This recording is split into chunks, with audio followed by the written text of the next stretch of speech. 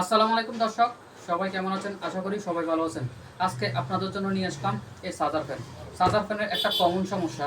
কি কমন সমস্যা? সমস্যাটা হলো এই, যারা অনেকে আছে না, এই চার্জারটা ইন্ডিয়া ঢুকাইলে এই ধরেন আমি এখন কারেন্টে লাগাইলাম, এটার ভিতরে কিন্তু কারেন্টে লাগাইলে আছে না, এটার ভিতরে ঠুসঠাস শব্দ করে, ঠুসঠাস শব্দ করে। এটার কিভাবে ঠিক করবেন কি আসে বিষয় দেখেন, আজকে আপনাদের দেখাবো এটা কিভাবে ঠিক করতে হয়। তাহলে চলুন আমরা দেখাই।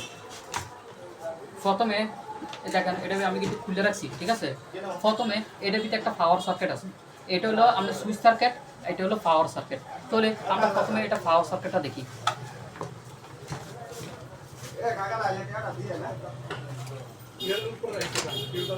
এটা হলো একটা পাওয়ার সার্কিট, এটা হলো এটা পাওয়ার সার্কিট। দেখেন এখানে কিন্তু একটা রেডটি আছে, এই রেডটিটা কিন্তু এটা কিছু কালো হয়ে গেছে। দেখেন আপনাদের দেখাই, এটা কিন্তু কালো হয়ে গেছে, এটা কিন্তু পুড়ে গেছে।